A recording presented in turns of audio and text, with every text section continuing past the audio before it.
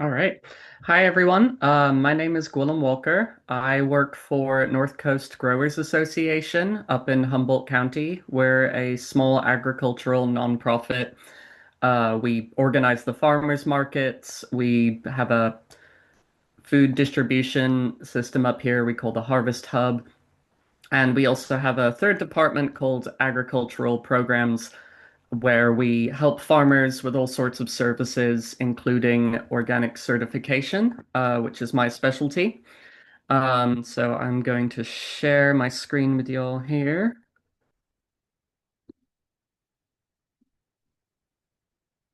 And so yeah, that's today's topic is navigating your path to USDA certification, and we're going to be looking at it today specifically for small farms. And small farms is kind of relative to what is small in your area. I just went to Eco Farm and they were talking about small farms being 100 acres. And up here in Humboldt County, I think our largest farms are crop, row crop farms are around 40 acres. So what is small in one area is mega to another area. That being said, I work with mostly farmers in the 5 to 40 acre range, and it's a unique situation from larger farms for organic certification in the sense that these small farms, the management falls on the owner's shoulders a lot more. And so with these small farms, usually a lot more on the owner to be on top of the um, inspections, regulations, forms, and everything. But we're going to make that nice and simple and easy for you. So, let's get started. My name's Gwillem. My title is Conservation Planning Specialist. I graduated from Green Mountain College in 2018, studying sustainable agriculture and food systems. I pretty immediately just jumped to working on farms. That's all I wanted to do for quite a while. Ended up out in Humboldt County. And then a couple of years ago, I got trained in organic inspection and had a nice seasonal job for a few years doing organic inspections for a third party label. And since then, I've been helping farms up here in Humboldt County apply for organic certification. Um, I've also been helping farms apply for different funding opportunities available exclusively to organic farmers and farmers seeking organic certification. Most of these opportunities are through CCOF, and we'll be talking about them later today. I like to joke. I'm kind of like your Gandalf. If you're a Lord of the Rings fan, I can't take you to Mordor. You got to throw that ring in yourself, but I can certainly show you the way and have a lot of knowledge to share. Um, some of the knowledge to share today in this workshop, we're going to be looking at just the basics of what organic certification is, how it became a thing. It didn't just come out of nowhere. It was created for a very good reason. What are the benefits of getting certification? What does this do for you as a farmer? What opportunities does this create for you? We'll go through the application process, which can be daunting for a lot of farmers. It's a lot of forms, but um, we have a way of organizing all these forms and making it less of a headache. Then we'll do a little nitty-gritty regulations and compliance. We'll go over just the main regulations that farmers need to worry about and some of the more specific rules that tend to come up a lot for farmers, kind of the most common rules and regulations and compliance issues. And then at the very end, we'll talk about financial support and funding, any types of grants that can or programs that can cover organic certification costs and also additional funding that's available for organic certified farmers. So once you have your certification, what types of grants or funding opportunities are available um, once you've got that? Okay. So first of all, before you even go for organic certification, you might need some convincing. Why become organic certified? What's the difference between, if I'm already using organic practices, why do I want to go for the certification and fill out all of these forms and pay all of these fees and take the time to have an inspector come and the time to fill out everything? Um, it offers, at the end of the day, USDA certification is a marketing scheme. And so that's what it's offering you. It's offering you marketing opportunities. You can reach a different or wider audience through this organic certification seal. And I think the power really comes in how recognized the seal is nationally amongst average everyday consumers. Most consumers, vegetable purchasers, recognize the USDA organic seal as a stamp of higher quality and in terms of flavor, but also in terms of nutritional content and health. And for most people, the number one incentive for buying organic produce is a lack of contamination. Um, and I think that speaks to the power of fear in advertising, but it's a understandable concern that people don't want to be eating produce that has pesticides that are very um, well documented and proven to be toxic or lead to health problems, not just from direct consumption, but from environmental impact. And so a lot of consumers recognize that and are willing to pay a premium for that.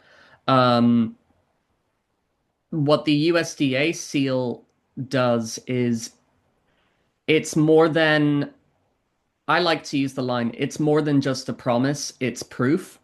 When we use terms like regenerative or sustainable, even with certain third-party labels that are out there right now, there's not a very robust system of validation or enforcement for the practices that define those terms. With other terms like regenerative or sustainable, there isn't a definition of one concrete definition in marketing of what that means. And so with those terms, you are essentially making a promise with terms like regenerative and sustainable, and you just kind of have to hope that your consumer trusts your promise. Um, and that limits you and your audience to people you can have a direct enough relationship with that they can trust your word. And so that's why we see in my area a lot of small farms, and in general, a lot of small farms don't go for organic certification because their circle of consumers or people they market to, it's so close to them that they have that trust and their customers can trust that they are using these practices without an organic seal. But a lot of farms find once they start to get bigger and they want to expand and they want to be doing things like wholesale and selling more to customers that don't have as much of a direct relationship with the farm, they can't rely on a promise as much. And so you can imagine going from selling a CSA or selling direct at farmers markets to selling to wholesale through a store. This seal allows you to express your practices and express that promise with proof to back it up. And the proof is the USDA regulations for organic certification, which are very detailed, and the inspection process that comes with that. Um, and this proves that you are a leader in sustainable management. It proves that you are using sustainable and regenerative practices. You could even still use those terms, sustainable and regenerative, on top of your organic seal. And I would argue they have even more strength now because if you're USDA organic on the shelf and you can use terms like regenerative and marketing next to another product on the shelf that just uses terms like regenerative and sustainable, but they don't have the organic seal, your product has more weight to it because your product has been verified by a program that is national and has been around for about 50 years at this point. And so it has a lot of credibility to it. Um, Boom, going forward. So, I'm going to be talking a lot about CCOF today because they've been around for a while and they've made the certification process, in my opinion, as easy as can be for farmers to navigate. And they also offer some great um, funding opportunities. They have a number of grants available to help farmers become certified organic and for farmers who are certified organic to get funding for things like disaster relief. And so we'll run through just these quick steps here. I would say if you do decide you want to pursue organic certification, a first step would be to contact CCOF, and they will help you begin to build what is called your organic system plan, which we'll talk about in detail in the next few slides. Um, they review your organic system plan. If there's anything missing, they'll reach out to you, help you finish that up, and then they'll schedule an inspector will reach out to you and help you schedule your inspection. And the inspection is basically the inspector is fact checking what is written on the organic system plan is what they see at the farm.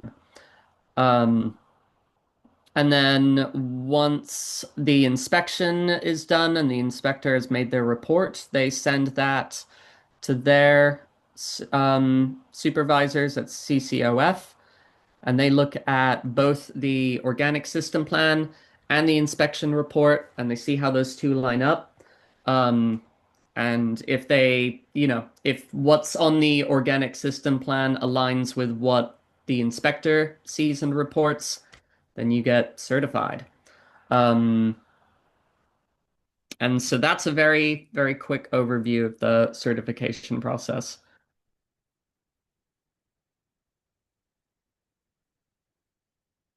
So, working with CCOF, there's a little QR code there, which takes you to the login page for what I'm talking about here. CCOF have a online portal called My CCOF. This is where you can go onto the CCOF website and make an account that stores all of your organic certification information, and keeps everything saved on that website so you don't have to go searching around your computer, and your emails and Google Drive and folders and all that stuff. Um, and it has a few systems that allow you to keep track of your inspections, organize your organic system plan. There's different parts of your organic system plan, such as your materials list, and all the different forms that go into that. Also, it's a one-stop place for you to do all of your fees and forms associated with organic certification. You could do this independently. like you don't have to do this through CCOF. But why the My CCOF system makes it so easy is it just puts all of this work into one place through one company, whereas you could work with an independent contractor to help you put together your organic system plan and an independent inspector who just submits this straight to the USDA. Um, and so it's like all the different roles that CCOF has. In theory, you could, as a farmer, hire all these people as independent contractors. Um, that would take a lot more time and money.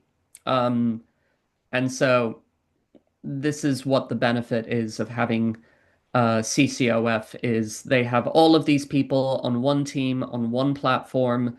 And so you don't need to talk to 10 different people and work with 10 different companies. You can just work with CCOF, and they have it all on this website for you to um, work with, kind of like a one-stop shop deal for getting certified.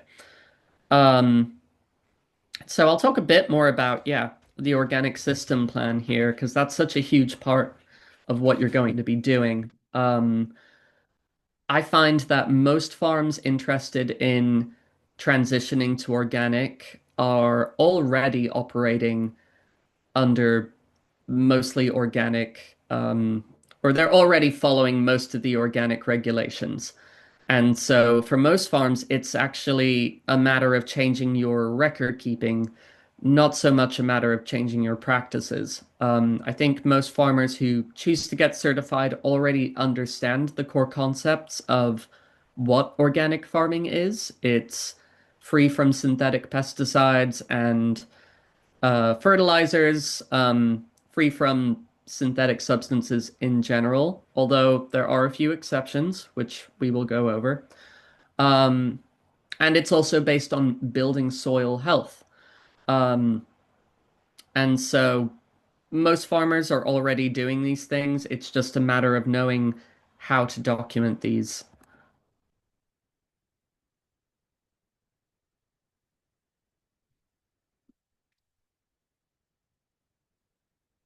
All right. And then, yeah, there are different certifiers out there. Oregon Tilth is a great one. And I'm trying to think of other certifiers out there. I know CCOF and Oregon Tilth are the two big ones in California. But if anyone in watching this has suggestions for other inspection agencies, please feel free to comment. Okay, so this is one to pay attention to here. This is kind of like the master form of forms, the form of forms. There's going to be a lot of forms here. Um, and so I want you to pay attention to the left side and the pink box. This is what you're going to be looking at the most, especially if you're a row crop farmer. Um, this is the form that tells you which forms to fill out. And I think they make it pretty simple. So you see on the left here, they have if you do this. And then they have on the right, fill out these forms. So, most people will be filling out almost everything between 1 and 7, with the exception of growing mushrooms, unless you're growing mushrooms. Um, so, for example, we have number 1. If you are applying for CCOF organic certification for crop production, then you need to fill out all of those forms there. The contract, the parcel application. This is where you upload simple maps of your farm, and they can be quite simple, as much as just having squares with perimeters showing uh, how long the perimeter is. Um, Rotational soil management, natural resources, pest management, production. These are all forms that have templates on them for you to fill out. that explain all the information that they need. What's nice about this is before there was this system, the USDA used to just tell people, this is all the information we need. Come up with your own system for how to make a report and send it to us. And a lot of farmers were left having to come up with their own, write all of these forms themselves and having to skim through all the regulations and figure out what information they need to document and how to document it. Um, and so CCOF here has made it so that you can look at this master form here and go through the left side and go, okay, let's say I'm a diversified row crop veggie farmer. Yes, I grow row crops. I do use seeds, so I'll do the seed and planting stock form. I do this number three is for containers, so you go, oh, wait, you know what? I do sell potted tomatoes in the spring, and I want to sell those as certified organic, so I'll have to do form number 3.1 as well. I don't grow mushrooms, so I can skip form number 3.2. Um, so I think you get the idea here. And then the right side is more specific things. These are more for post-farm operations and handling operations. So if you have some kind of value added product, or if you have a product that requires processing before it gets sent out, if you have an agricultural product that might need to be dried or cured or trimmed or something like that,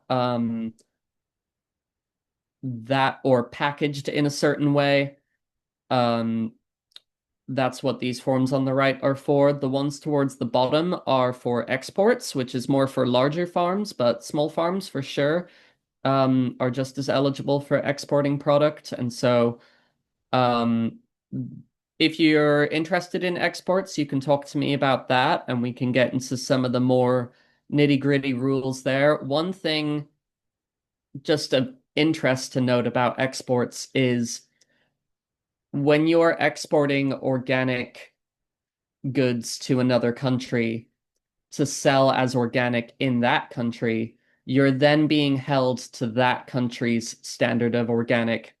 And so you should think about if that country's standard of organic requires you to do more or less than where you're growing your crops. So, for example, um, in many cases, the European model of organic standards is considered a lot more stringent and strict than the American standard. And so, in many cases, it's not as um, marketable for someone in America to sell an organic crop to Europe because they, in many cases, would be considered non-organic, or they would have to change their practices to meet the European standard, which would result in a usually higher cost of production. Whereas if it was the other way around, if you were selling to a country that had less stringent organic standards, you would then be held to a less stringent standard yourself. And you could still be getting an organic premium, but might not be having to um, follow standards that are as strict. Um, but that is probably not applicable to most small farmers. I just think it's interesting to note how different organic standards in different countries affect trade.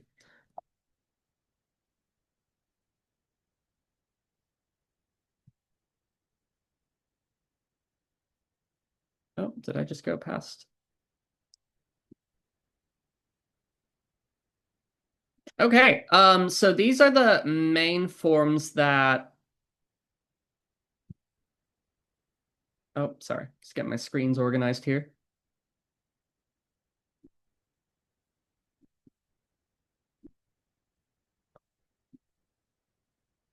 Here we are. Okay, cool. I'm just looking at the comments really quick here.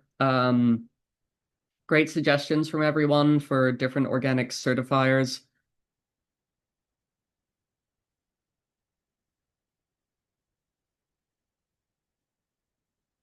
Awesome citing the NOP regulations. Yeah, this is NOP regulations are um stands for National Organic Program.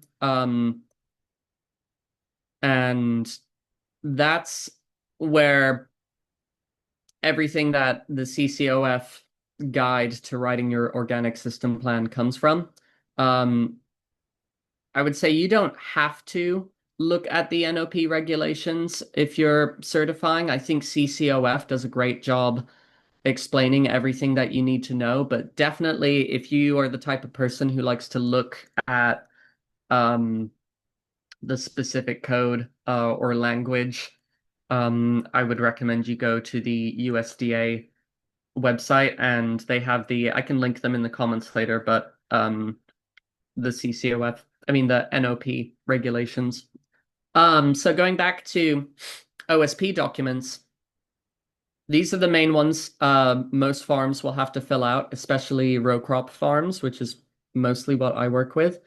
Parcel application, um, that's got the maps and a little bit of your land history.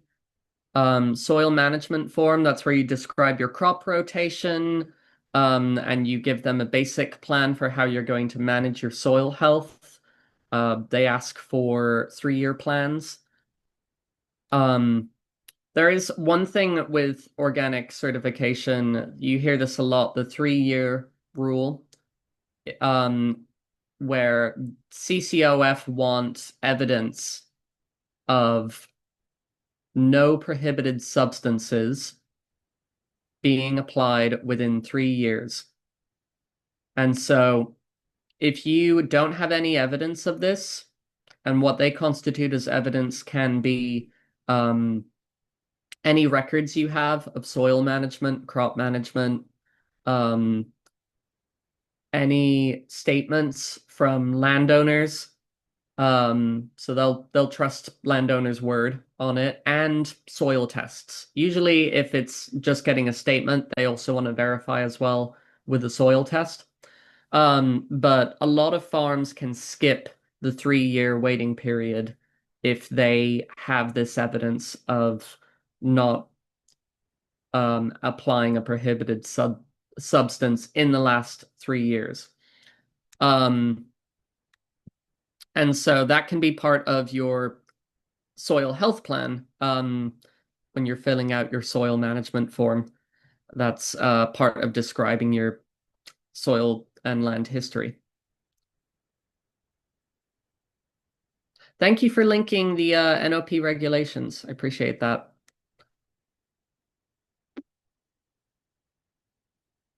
All right, compost and manure.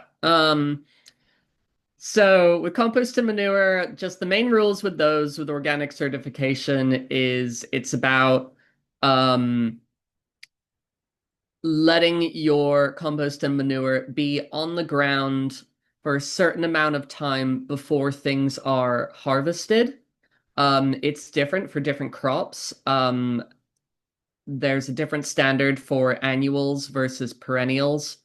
Perennials, you have to wait a perennials you can usually get away with applying manure and harvesting from that plant within a season, whereas with a lot of annuals you can't because they have such a short growing period. And this is manure which is considered raw. And so that's something to look at is how these terms are defined. How is manure defined? How is composted manure defined? Um, Obviously, it's composted, but what does that really mean? It means it's been brought up to a certain temperature for over a certain amount of time, ensuring that harmful bacteria and microbes have been reduced to non-threatening levels. Um, And so they want some records of how you make sure that you're not putting non-composted manure on your crops, or that if you are, there has been enough time for that manure to break down so that potential pathogens are not a threat. And so, as you can imagine, this is a lot easier with something like um, longer term crops than short term crops. Farm storage. This is mostly about listing where you keep your materials, and how you keep those things that might be considered a threat to your organic certification separate from everything else. So, like, for instance, if you have your house on your farm, usually the house is not considered part of the farm because the house is full of all sorts of things that are considered prohibited substances. Um, a classic example people use is, what if you want to spray Roundup around the perimeter of your house, like get the crabgrass out of the cracks growing into your house foundation? Um, that's a instance where you would have that product stored off your farm, and you would have on your map your house labeled as not part of your farm.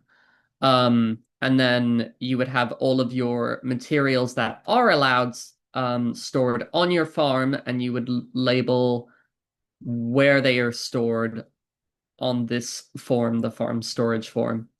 Um, all right, bear with me here. I know it's a lot of forms. We're getting through it.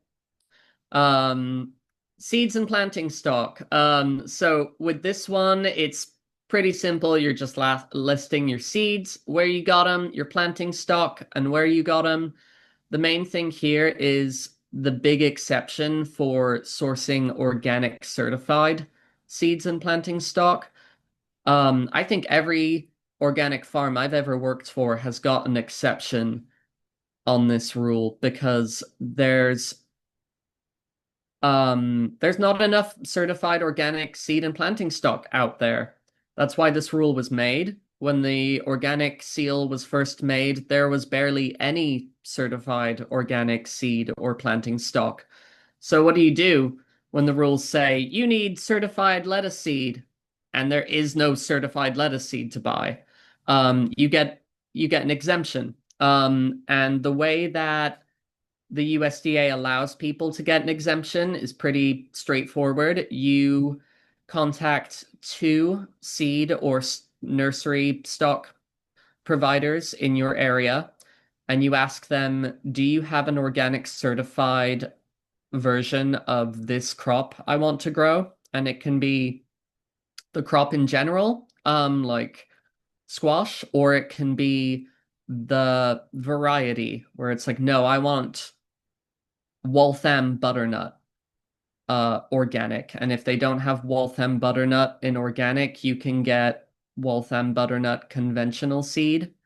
And as long as you are still growing that conventional seed under all of the other organic regulations, you can still market that as organic. Um, and that's just because it's such a common problem for farmers where what they want to grow, there is no organic certified seed available. If you're interested in growing organic certified seed, one group that's out there working in California, um, especially with small farms, is Organic Seed Alliance. They are a really great resource, and they are actively working towards helping to solve this problem so that there is more organic seed out there. Um, because organic seed as well, it's been grown for organic farming. It's been selected for those same um, traits that you want from an organic produce, the same pressures. You could imagine a conventional crop is probably not as susceptible to, or not as pest resistant necessarily on its own. It's a crop that's been more what's the word? It's a crop that's been bred more to be conducive to chemical inputs, whereas an organic seed is a crop that has been bred to be more conducive to organic practices. Um, and so it's nice to be able to get that exception, but um, it's not just the environmental benefits of getting organic seed. It's that you're getting seed that is going to work better for your type of cultivation system. Um, and then yeah, sourcing, direct marketing. Um, if you are using off-farm inputs, and if you're selling directly to consumers, they just want to see a little bit about how you're going to be marketing. This is usually as simple as describing your booth, or maybe if you have a business plan, sharing that. It's also if you sell any type of value added product that's like a mixed product from somewhere else. Like you buy another farm's product, mix it with your own and sell that. This is your chance to explain how you do that and keep the paper trail of how your the other products are also, oh, oops, got past myself here. How they're also organic. And then on-farm and post-harvest handling. This is all about cross-contamination. It just wants a simple explanation of how do you wash and pack and deliver your crops. Um, and it's usually about describing how you don't keep prohibited substances around your operation or your wash pack station. Um, it's usually a lot more to write for processors who do have substances in their processing facility that they have to have, but they have to keep separate. Whereas for most small farms, this is a pretty simple section to fill out because you don't have that many contamination risks in the first place. It's just about kind of describing good basic common sense practices of organization and cleanliness.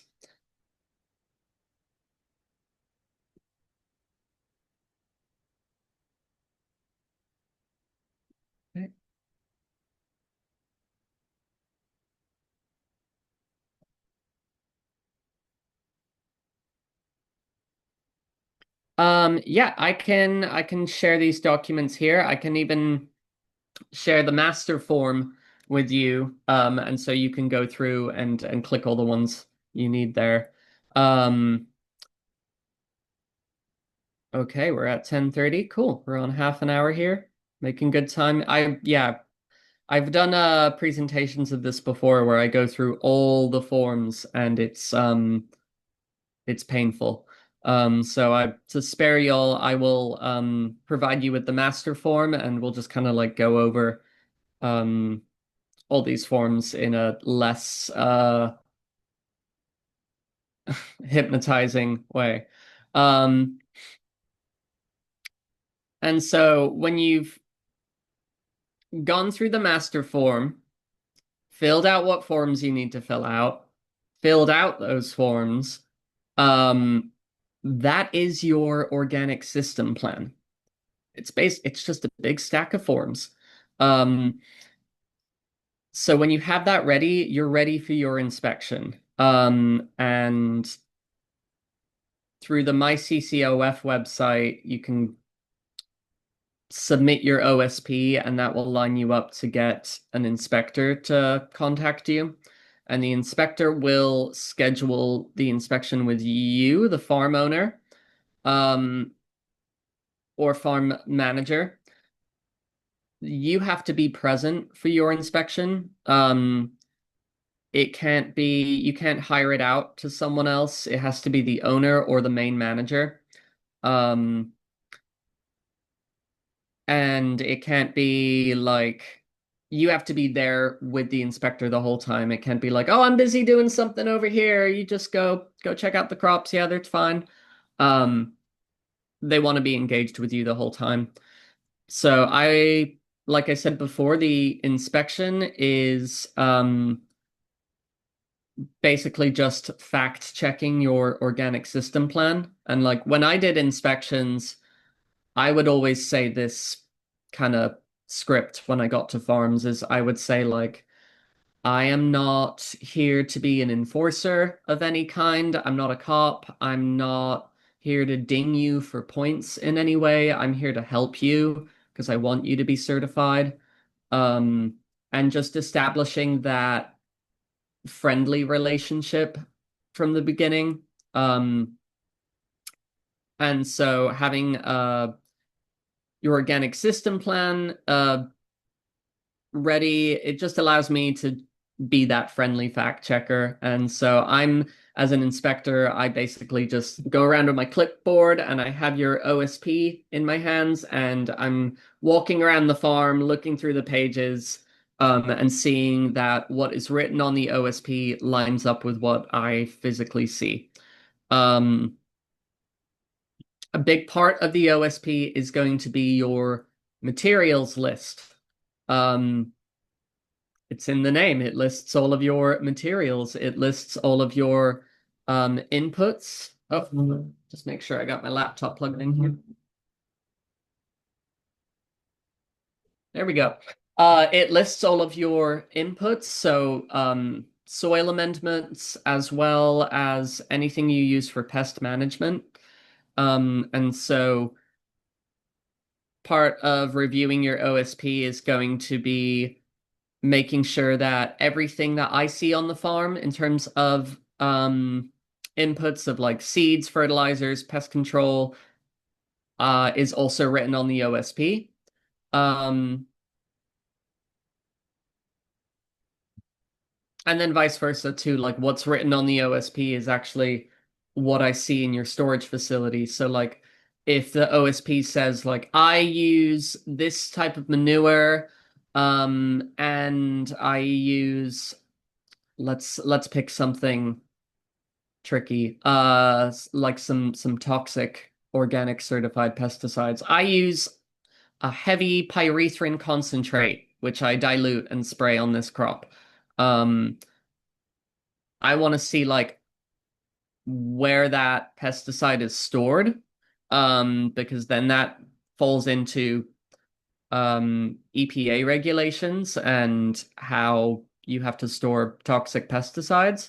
Um, And I don't want to see that concentrate sitting outside of the designated pesticide cabinet that is clearly labeled. So just an example there of how what's on the farm has to be on the form, and what's on the form has to be on the farm. We're gonna walk the boundaries. That's my favorite part of the inspection, because that's when you get to chat. Um, I will note you, as the farmer, are paying for the inspector's time. I'm a very chatty person. I have to watch myself on inspections, especially when I go inspect a farm that's way out in the hills and they maybe have a lot of reason to be happy about having a guest and someone to talk to about farming. Just that being said, like, sometimes it can be fun to chat with inspectors, but also you're paying for that time. So yeah, walking the boundaries. This is just mostly about checking your map that you'll submit. And it's also looking for natural resource concerns, which are not a threat to your organic inspection at all. Um, it's just room for improvement. It's also opportunities for conservation. Um, going back here. One thing about boundaries is they want to see boundaries mostly between organic and non-organic operations. I'm fortunate up here in Humboldt, most of our farms are either organic or if they're not certified, they're practicing almost all organic regulations or they aren't doing anything that would get their neighbors certification disapproved or revoked. And then most farms out here don't have neighbors. It's usually just forest. Um, and so the boundaries thing is mostly about places that have a mix of organic and conventional and having enough buffer space in between and having your boundaries clearly labeled so you know where that buffer space begins and where it ends. And then like at the end, yeah, just be honest and transparent. Like I said, they're not cops, they're not enforcers, they're not there to ding you points. They really are there to help you. And they want you to become certified organic. Um, and so yeah, just being upfront about things you're not sure about, um, from the very beginning is probably your best bet. Um, if you're not sure if something you're doing is compliant, it's so much better to bring that up at the very beginning than at your inspection once you've already put all the time into making your organic system plan and you've scheduled this meeting with the inspector and you're paying for their time to get there, to be there. Um, ask the hard questions as soon as you think of them. And just know that they are not trying to ding you for points or get you further away from certification.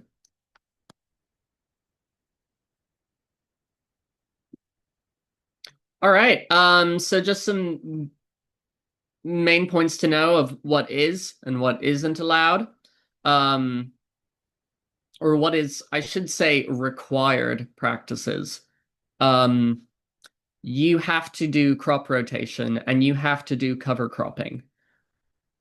To what extent is different, but you have to do it to some extent.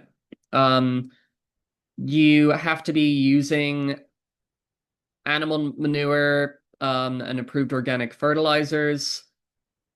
I think as farmers, that's kind of like a no-brainer. Like, well, if I'm not using synthetic fertilizer, the ground's not going to pump out produce magically on its own. Um, Mechanical and cultural weed control methods. There are some organic herbicides out there. They're not really effective, outside of like a very limited use. And it's also the nature of organic herbicides. They're not very species specific. Example is just vinegar concentrate, a very high vinegar concentrate. It's a great herbicide. It's really good at killing plants, but it kills everything. So it's like, yeah. And then no GMOs are allowed in seeds or planting stock. This is one exception with that rule about how you can use a non-organic seed if it's not available in your area. You can use non-organic seed. If you can't find your Waltham butternut squash organic, you can get your conventional Waltham butternut squash. But if they come out with a GMO Waltham butternut squash, that's one step too far away for the USDA and how they perceive organic. Um, and most organic farmers are very happy about that and would agree. I think I don't know. I think it's weird. There could be GMOs out there that are made specifically for organic farming that could be very conducive for organic farming practices. But as it is right now, most GMOs are designed for conventional systems.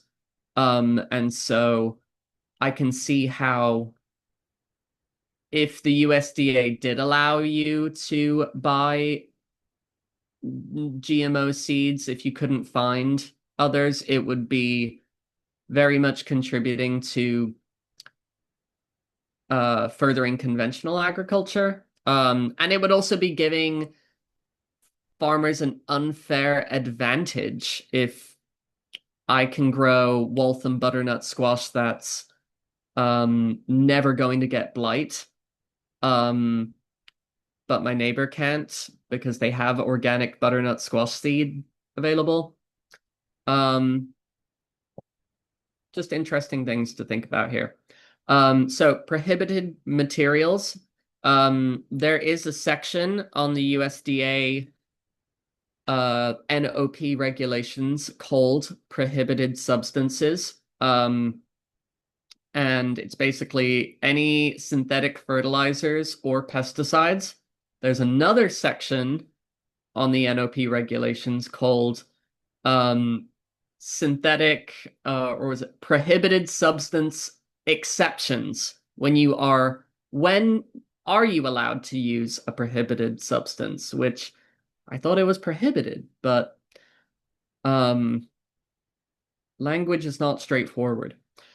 So, uh, what is prohibited, asterisks under certain, except under certain conditions, is synthetic fertilizers and pesticides, no GMOs, no sewage sludge as a fertilizer. This is because sewage sludge is filled with, well, not filled with, it has enough residual heavy metals and pharmaceuticals that it would technically be spraying all synthetic substance all over your farm. And so this is something to watch out for if you're ever going for municipal compost, which I know a lot of farmers don't because they're already aware of not just contamination issues, but quality issues in general. One time I got municipal compost for a landscaping gig, and it was like wood chips almost. It wasn't composty, it was like wood chippy, and it smelt like a fish pond, like or if you ever go to the marsh at low tide. Um Definitely, yeah. So sewage sludge not allowed. Irradiation for pest control, you can't use UV light to kill pests. I'm not quite sure why. I feel like there's other methods of pest control out there that are allowed, but just know you can't use irradiation as pest control. Um, and then yeah, most synthetic substances, unless specifically allowed. So I'll say like a couple of exceptions. The one biggest exception, which surprised me when I was getting trained on all of this, is that you can use synthetic fertilizer. You can use synthetic nitrogen. You can use up to 20% of a crop's required nitrogen amount. And that's the required amount defined by the USDA. And so you can look up, like, according to the USDA, how many pounds of nitrogen does 100 acres of corn need?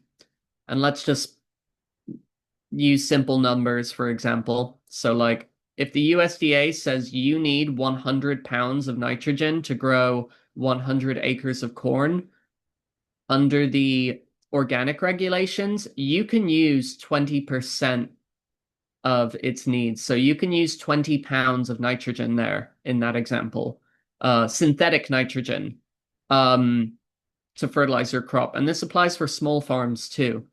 Um,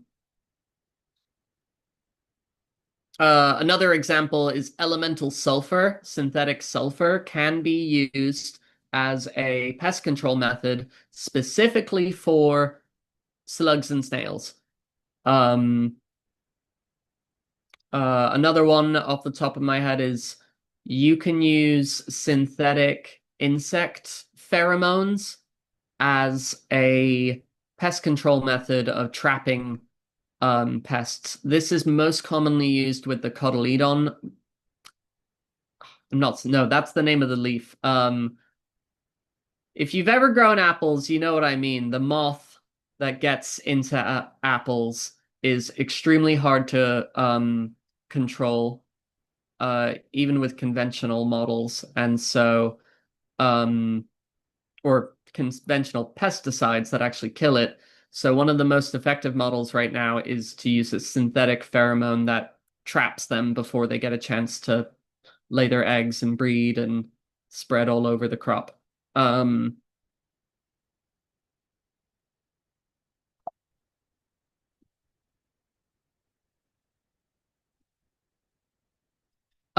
so yeah, I work at NCGA. We offer free one-on-one support. You can think of me as a free organic consultant, which is really great for our small farms around here because most organic consultants charge 50 to 100 an hour for these services to actually come to your farm and get you prepared for an inspection.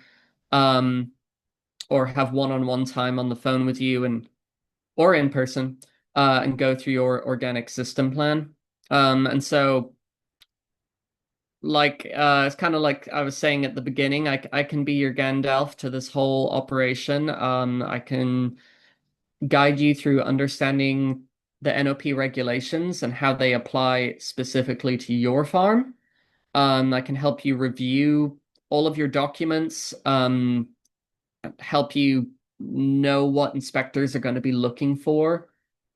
Um, and then we can even do and this is for farmers up here in Humboldt, but we can do a pre-inspection, or we can do a pretend inspection. So we can do like one where I walk through and I'm not pretending to be the inspector, and we're just like, okay, if the inspector was here right now, what should we look out for? Or I can put on my inspector hat and we could do a mock one. Um, and just to help you if you're nervous or not sure what to expect, just to help you feel a lot more comfortable when you do have your first inspection. And then last part, I can help you get money. So there are um I'll go over these in the next slide. How about that? Because we're coming up on 15 minutes. Okay, so these are the main things that I help organic farmers get funding for. Um, the organic certification cost share is not open at the moment. Go back here.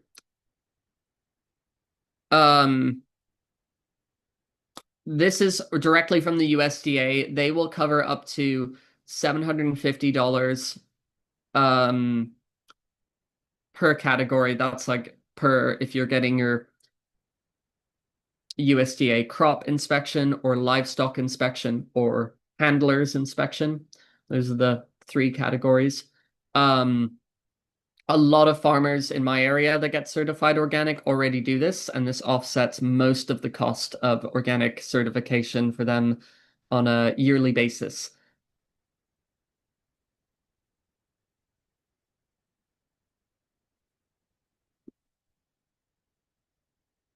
You got it, coddling moth. Thank you. Um, the main one I want to focus on right now is Organic Transition Program. This opens up on March 5th. Um, I've helped a lot of farmers get into this program. I'm helping a bunch of farmers right now who have just been moved on to the next round. This is offered by a few different agencies, but right now it's coming from CCOF. Um, it offers to not just pay for your fees, but it can pay for up to $10,000 in reimbursement for costs associated with organic farming every year for up to 3 years.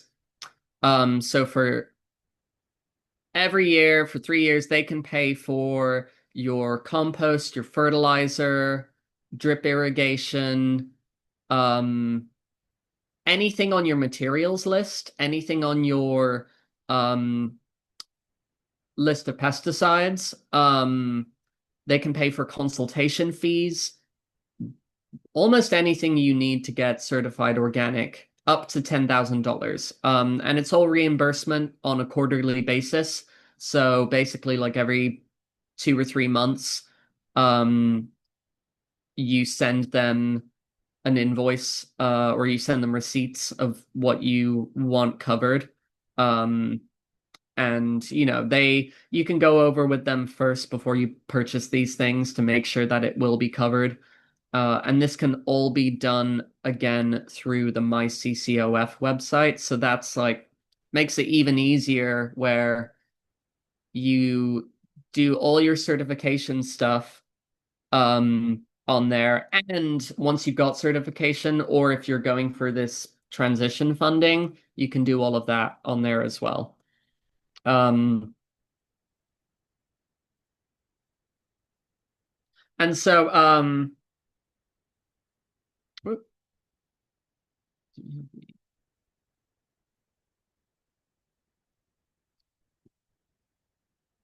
all right, so yeah, this is more about the organic transition program. I think I covered the allowable cost here. Unallowable cost, you cannot use it to pay your rent or your mortgage or your employees, or yourself for your own labor.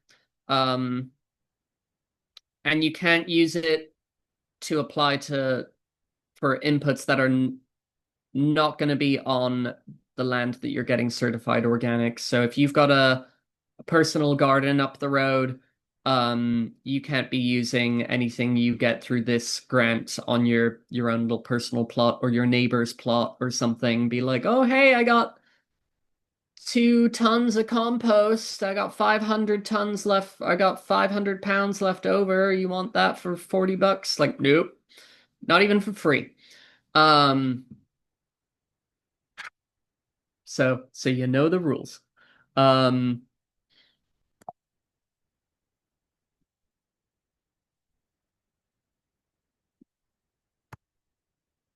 but yeah, going back here, there's some other opportunities for funding through CCOF. I really highly recommend you look at their grants page on their main website. Maybe I can link that for you here. They have another one called the Hardship Assistance Fund. This is for they highly prioritize organic farmers. They say anyone can apply, but you won't be competitive if you're not certified organic.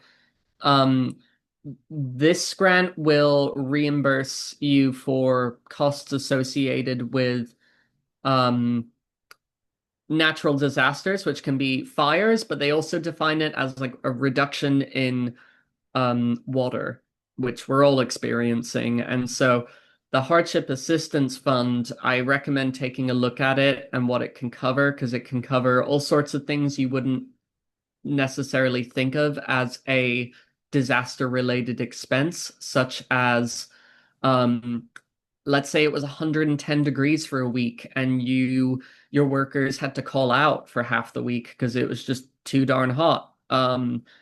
That loss um, in revenue uh, can be cited.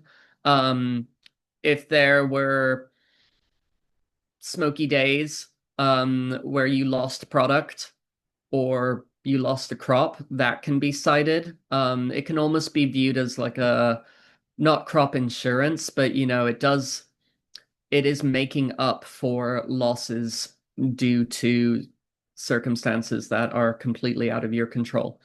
And the funding pool has been trying to get used up for a while. Um, and I always really push it because it's not as competitive as other grants out there for disaster relief for farmers. Um, Especially if you are certified organic, you're then even put into this more kind of niche pool of candidates.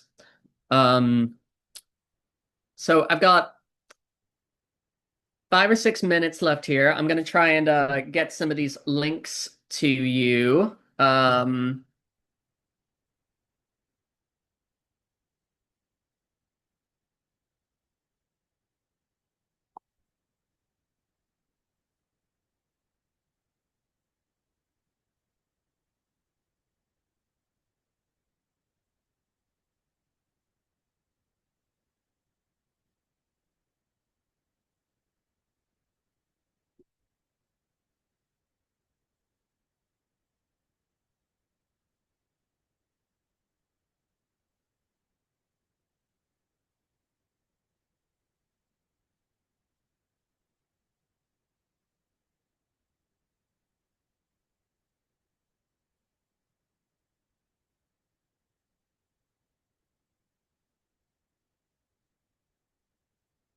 All right. Um, and so there's the link there for the CCOF page that has all of their grants on there.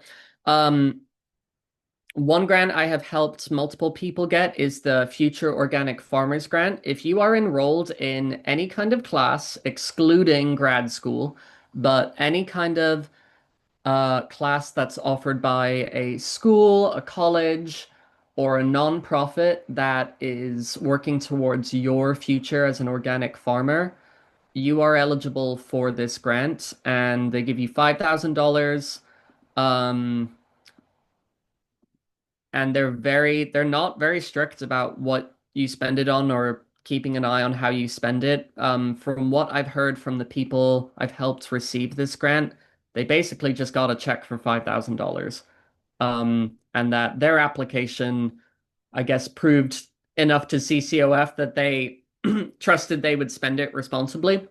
Um, and so that one is a very easy application. Um, You just need a good letter of recommendation. I think that's the main thing is getting a good letter of recommendation. Which if you're a farmer in Humboldt County, talk to me. I'm more than happy to help you out. Um, I would love to write letters of recommendations for people in other areas. I'm just not sure how much weight those would hold without having um, that local or direct relationship. So I know we've got not much time left, but if anyone wants to squeeze in questions now, and there is another workshop on organic certification that's going to get into a lot more of the nitty-gritty details later, I think this afternoon.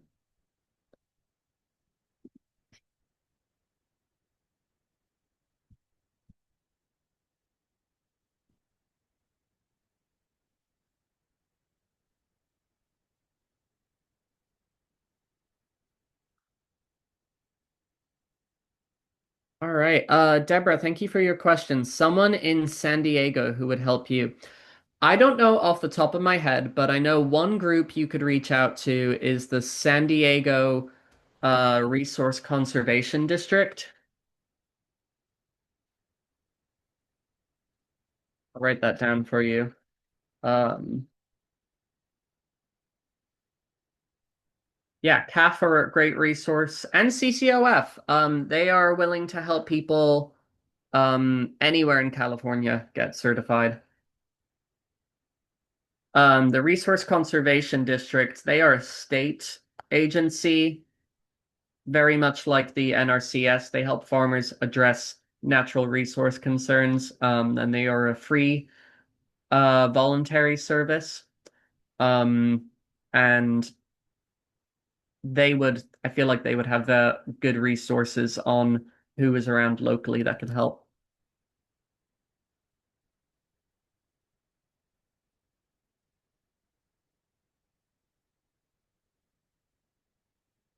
Yeah, good question about the vineyard. You're right. There's certainly different premiums for different products, and that's going to affect your decision. I don't know too much about wine or the wine industry. Um, I'm gathering from what you're saying, like organic premiums don't get as much in wine. I could see that as Yeah, because with wine, it seems to be more about the terroir and having it come from like a legacy area or um and maybe organic is not as much of a standard of quality with wine. Um so yeah, that might be something to consider. How does the organic certification as well like distinguish your wine from somebody else's? Maybe look at how people are using organic based marketing terms in the wine industry. Like, how are people using words like regenerative and sustainable in the wine industry? Look at the reasons as to why people buy organic, and does that apply to wine? Like, I think the main reason people buy organic is they feel the product is less toxic. Oh, I got 1 minute here. Anyways, they feel the product's less toxic. Is that something people are as concerned about when they buy wine? Um, Things to consider. I love these questions. I wish I could talk about all the nuances of organic farming and marketing all day, but we are at time here today. So if anyone wants to follow up, I am I'll put my email in the chat. I'll just say a quick note. Due to funding cuts, I just got my 2 weeks notice, so I'll have to put my personal email. And if anyone knows of any good jobs out there in organic agriculture, feel free to let me know. All right. Thank you so much, Willem, Yeah, thank you. for Thank that you, everyone. amazing workshop. Yeah, to everyone for putting your questions in the Q&A. And we have about four more workshops to come today and many more in the coming days. Also, make sure to check out the regional gatherings, regional farmer gatherings all over the state. If you're in California, chances are there's one close to you. And yeah, final reminder, the workshop was recorded. I'll be uploaded to YouTube, and you'll get the link via email within a couple hours. Thank you, everyone. See you. Thanks.